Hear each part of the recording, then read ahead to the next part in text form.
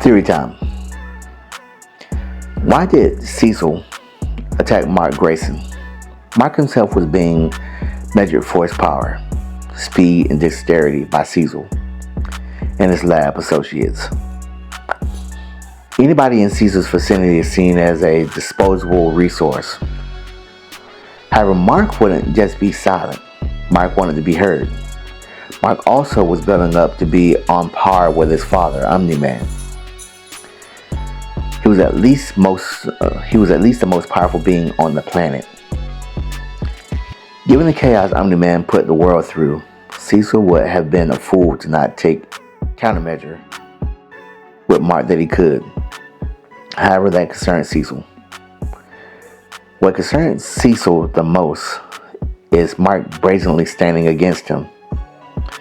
It would lower morale and dampen his standing with the other heroes. So he decided to teach Mark a lesson by deploying the reanimate. He might have thought to tell Mark he could be easily replaced with them if need be.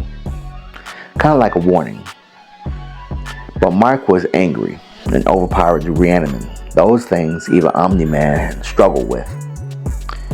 So he went with the trump card, the ultrasonic waves. I don't think Cecil really just thought that through, or even had an answer if it did not work. Cecil started out trying to put Mark in his place, ended up with him just attempting to end Mark to prevent him from becoming a future threat. Especially since Mark was against everything else Cecil was doing. Cecil was right to have some type of countermeasure against Mark, but he was wrong for trying to deploy it at that time. Mark was angry, Cecil was frustrated, and neither of the two could reach a common ground. And I think a lot of it is that Cecil himself didn't see Mark as anyone worth listening to. He was a teenager. He wasn't quite aware of how big of a world that things are, or he didn't have the context. Certain people can be rehabilitated and become a whole lot more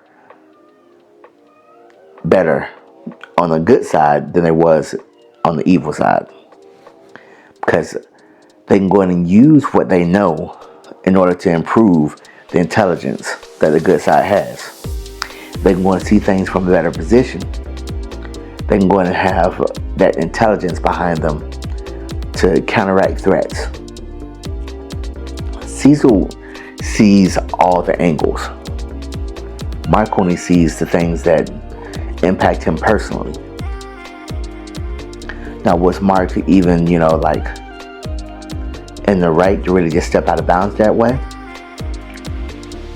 Being that it was, personally impacting him, I believe that he had a point.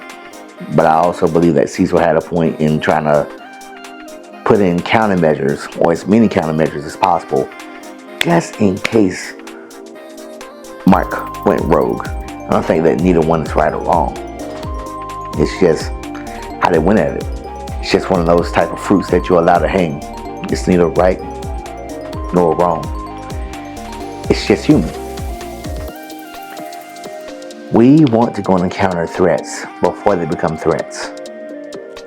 And if we can go in and do that in the most non-harmful way, because if Mark didn't really just have that hissy fit and started destroying reanimate, then Cecil would have never went ahead and pulled out that kill switch.